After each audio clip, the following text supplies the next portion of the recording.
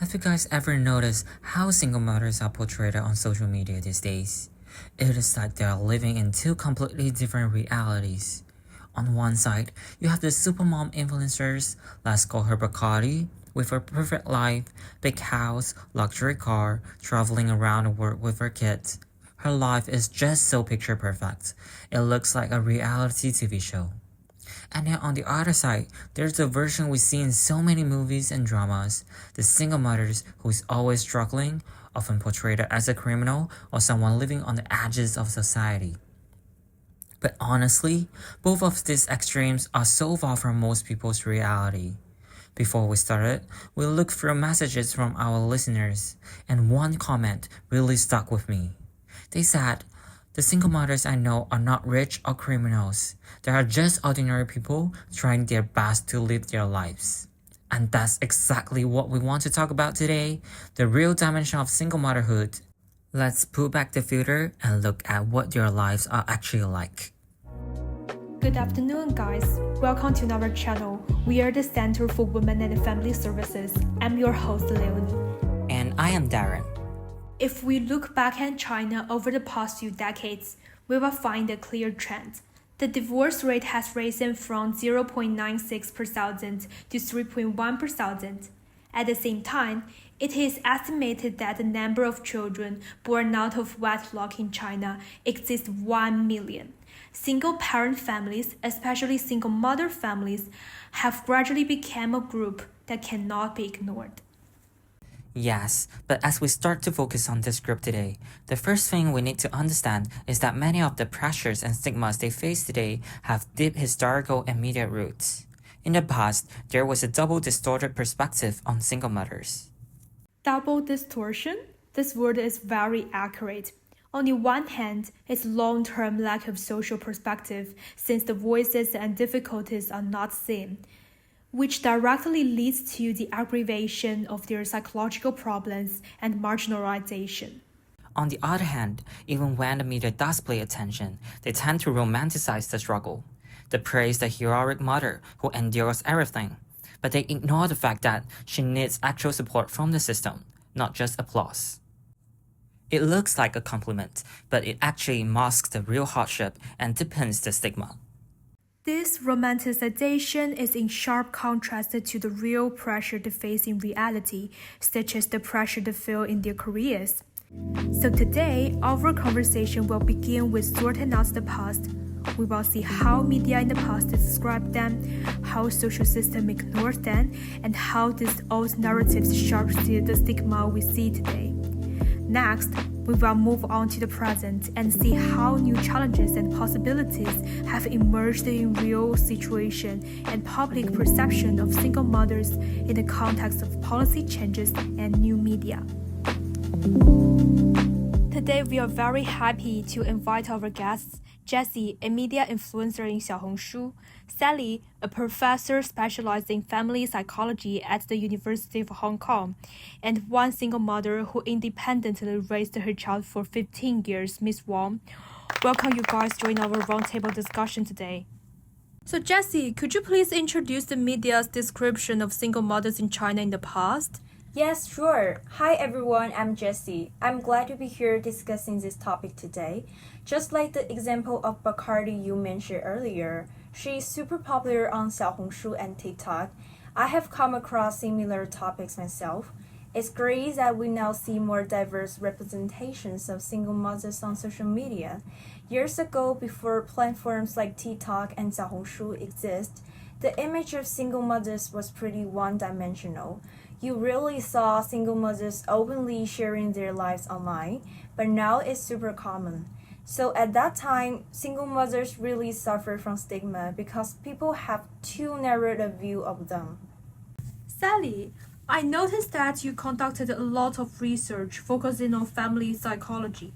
Given that single mothers did not have platforms to express their feelings and connect with others, could you tell us what kind of issues have single mothers faced in real life, especially in the past? Thank you for the question. One major issue is that single mothers have often lacked a voice in the media. which means their experiences and struggles haven't been widely recognized, which has contributed to significant mental health challenges. According to my research, studies show that 32% of single mothers experience moderate or severe psychological distress, about 1.7 times higher than the rate among married mothers, which is 19%. That's a huge difference. What are some specific mental health symptoms they experience? Single mothers are more likely to experience depression, insomnia, and fatigue. They may feel isolated and have low self-esteem, especially without social support. If their voices are not heard, these issues are often ignored. Makes sense. Jessie, since single mothers had little voice in the news, what about in movies or other literature works? Sure, movies too tell a lot. Some movies like Finding Mr. Right portrayed single mothers with significant biases, like Wen Jiajia as a mistress turned single mother, or Joey as a lesbian single mother. These were the only somewhat recognizable single mother figures on screen. I remember that movie, but I totally missed that she was a lesbian. They were very subtle about her identity. Right. Back then, mainstream media couldn't really show that openly, so single mothers were either hidden or they were stereotypes used for drama. It reinforced this idea that they were outsiders. Absolutely. And on TV? TV went another way. It romanticized the struggle. Take the drama Unforgettable Love as examples. The female lead bears all the consequences of the male lead's mistakes. Playing into the single mother runs off with the baby trope, the show completely overlooks the female lead's pain and just focuses on the romance. Right? I saw that one and it made no sense. She clearly went through hell, but we barely saw any of the struggle. It basically skipped straight to the reunion. Is that very far from the reality? Yeah, many dramas went like that. Honestly, this kind of drama has a pretty big impact on the entire single mother community and their kids. By the way, one of my fans heard I would be discussing this topic today. She is willing to share her experience as a child of single mother because she has suffered greatly before, unlike in the drama. Really? Is she available to join us now? Yes, we can call her right now. Hello, this is Leonie, the host of Center for Women and Family Services radio channel. Nice to meet you. Hello everyone, I'm Gloria. Glad to connect with you guys. Welcome, Gloria. How's your day? We've heard that you were raised by a single mother. Would you like to share something about your background, such as the growing environment? Oops, I'm living a really fluctuating life with my mom alone. She was unemployed, totally relying on my dad for financial support. Years ago, my father supported us, and we lived a wealthy life, international schools, fancy clothes and shoes. But when he stopped paying, our lives took a sharp turn. Poor Gloria. We're really sorry to hear that. And other than the pressure from life, you're also suffering from spiteful comments, right? Would you mind sharing with us? Definitely. I still remember a parent-teacher meeting in grade 5. A classmate came up and asked loudly, "Why is your mom always here? Where is your dad? Did he abandon you?" Oh my god, that's an offensive question. Yeah, it was humiliating. Everyone was staring at me. At first, I tried to make a story like he was on a business trip, but eventually I realized I couldn't change reality, so I just got used to them and let them say. That sounds terrible. So would this make you resent your mother? When I was young, honestly, yes. I blame her for making my life different. But now, seeing how hard she worked to raise me alone, I have no way to blame her. I fully respect her and think that she is stronger than anyone with a partner. I believe your mom will be really moved since she knows that. Let's make some noise about your sharing. Thank you so much, Gloria. Thank you. Single mothers and their families are facing way more pressure than we could imagine. In contrast, the narrative in some movies and media might deviate from the reality. We hope that there will be less stigma for single mothers and also less comments for their innocent children. That's really eye-opening. Sally, so in reality, what other challenges have single mothers faced in the past, like policies or social background? Definitely, single mothers have encountered significant institutional and policy barriers in reality. Before 2015, many local authorities required a marriage certificate to register a child hukou. Without it, children would be denied access to education and healthcare. Take the 2014 case of Yujun. Because she didn't have a marriage certificate, she was ordered to pay a social maintenance fee just to register a hukou for her daughter. To make matters worse, government demanded a paternity test from the biological father. Since he was no longer in contact, she simply couldn't provide it. This left her trapped, unable to secure her daughter's legal status or to get her into school. That really shows how tough the situation was for single mothers and their children. Exactly. The system at that time only recognized married couples as the legal family unit, which left single mothers and their children in a very vulnerable position. So, looking back, we see that single mothers really lack a voice. This isolated them and allowed public misunderstanding to grow, leading to significant psychological stress. On top of that, movies and dramas often romanticize their life, masking the real survival pressure and legal unfairness they actually faced.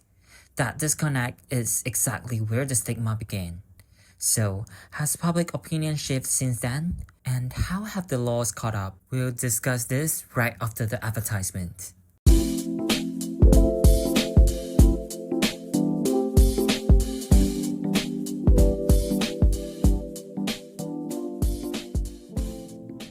Welcome back. Let's continue our discussion about Chinese single mother stigmas. We've noticed that single mothers, especially those unwed, have to pay a large amount of social maintenance fees after giving birth. Then how have the policy changed in recent years, and how have their circumstances improved? We have seen major progress. By 2021, following the two-child policy, the government officially abolished these fees and decoupled hukou registration from marriage. In principle, this means no more penalties. That's a really big progress. By the way, since we know that traditions and regulations are different across provinces in China, so are there any barriers when implementing the law? Indeed, the implementation still varies by location. Processes tend to be smoother in developed regions such as Guangdong province and cities like Shanghai, but smaller towns and rural areas may still follow outdated practices or conservative interpretations. So while national laws have changed, especially in 2016 and 2021, local enforcement is still catching up. So even though the policies have improved, a single mother's rights still depend heavily on where she lives. The gap between policy and reality hasn't fully closed. Thank you for sharing about the policy things. Jessie, do you find anything changed on social media platforms, or in other words, is there any progress so far? Honestly, times has really moved forward. With all the self-media platforms popping up now, we get to see all kinds of single mothers sharing their daily lives online. But since the medium is commercial, everyone's just trying to grab attention. Let's be real, the image of single mothers is still pretty polarized these days. Huh? What do you mean by that? You must have seen these single mothers. First, there's the super rich type. The most famous example is Bacardi. She's a senior in college, and her content has a commercial vibe, but she's super popular. So many people watch her stuff. Then there's a single mother sharing vlogs about their solo overseas journeys, from choosing sperm to giving birth. But they can't really show all the struggles that go on behind the scenes, right? It's not a documentary after all. The thing is, this kind of single mother is still a minority here in China, so there's still a huge gap between these characters and what the real life is actually like. Yeah, I really love this series. It's really a polarized one.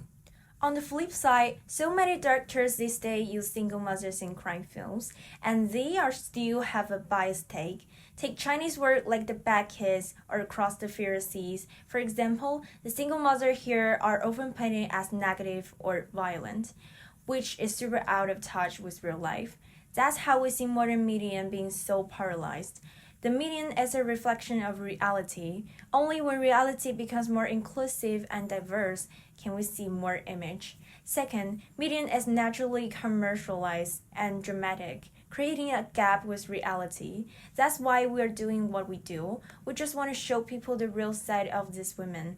Let them be regular folks, play and simple. Actually, the reality is certainly different. Sally, you recently studied the real-world struggles of single mothers. Would you like to say something about the real cases? Are there mostly upper-class influencers or the marginalized figures we see in movies? Neither. In fact, most single mothers are ordinary people in the low to middle income group. According to the recent data, about 65% of single mothers earn less than 4,000 RMB per month and only 6% earn over 10,000. For comparison, the average monthly income of urban residents in China is about 3,500 RMB, so most single mothers are neither extremely poor nor extremely rich, but rather somewhere in between. I see. So actually, they are not totally struggling with poverty or living in luxury. When it comes to their backgrounds and daily lives, what's the reality for single mother compared to what they are usually portrayed? They are the people you see every day: nurses, teachers, factory workers, and so on. My research found that their education levels actually mirror the general public. They are invisible because they look just like every other working mother you pass on the street. That makes sense. It seems like single mothers are just regular people facing challenges but still keep it going. I suppose it's important to recognize their resilience rather than relying on those stereotypes. Yeah, actually today we have invited Miss Wang here, a single mother divorced for 15 years. She is an insurance sales manager now. Miss Wang, would you like to share your story? Sure. After getting divorced, I raised my daughter alone because I didn't want to disturb my parents. Just like every mother, I want her to be the best. So I spared no effort in selling insurance to pay for her education. Actually now, I'm quite satisfied with a single life. I enjoy the freedom. No arguments with the husband, no tangling relationship with the husband's family. Oh, that sounds quite enjoyable. So, do you think that you have an even better life after divorce? Not really. There is still something to worry about. I fear my child's future marriage might get impacted. Also, the pressure of being the only provider made me short-tempered. I sometimes took my stress out on my daughter. As a result, she seems to have some social anxiety and is quite timid around strangers. I feel guilty about that. I often blame myself for not controlling my emotions in front of her. Don't blame too much on yourself. Actually, as we mentioned before, this is what all single mothers are facing nowadays. It's quite appreciable that you are always reflecting on it. So, do you think that single mothers would suffer any stigma from society? Honestly, I don't really perceive the stigma myself. My worry is for my daughter. Like, is she going to be judged later for coming from a single-parent family? I hope not, but the society takes a long time to change. Aside from that, when it comes to the stigma, I think that inner strength really matters. If you have a clear sense of self, outer judgment affects you less. And money is a huge part of it too. When you have a stable income as your own sense of security, you naturally feel more confident. What a thoughtful comment. Inner resilience and financial security do play a big role in how people handle stigma. I'm wondering, have you personally experienced any stigma at work, or have you ever been treated differently? Honestly, hardly ever. In insurance sales, everything is about performance. As long as you deliver results, no one will treat you unfairly just because you are a single mother. In fact, the pressure of raising a child on my own pushes me to work harder. That's really encouraging. Hopefully, workplaces in other fields can also move in that direction. Thank you, Ms. Wang, for sharing so openly. Your experience gives us a very real picture of what single mothers' lives are like. By the way, Ms. Wang, as a single mother, could you please give some suggestions to single mothers with similar financial backgrounds as yours? Sure, I think improving ourselves is crucial. We can provide better environments and higher quality resources to the children by working harder. The effort will pay off. But actually, there are many single mothers still struggling with their lives. Then how could they find a way out? That's tricky. The co-parenting is popular these days. For example, two single mothers can take care of their children together as a partner. I have actually seen a lot of support groups popping up in the comments on Xiaohongshu and Bilibili. So I suppose social media is becoming a good place for them to find a community. Then, as the majority, what can we do for those single mothers? Recently, I found many programs held by some organizations. We can join those programs to support single mothers. For example, Alipay offers an online donation platform where everyone has a chance to help. The online shopping app 唯品会 also provided a program named 唯爱妈妈 Plus, supporting single mothers in terms of mental health and legal services. For me, the most important thing is that we should treat them as regular people rather than one special group. I guess it would be helpful for them to feel more relaxed. Thank you so much for the discussion today. I remember Jessie mentioning that we need to see single mothers as ordinary people because they work as hard as everyone else in the society and do their best to give their children better living and educational resources.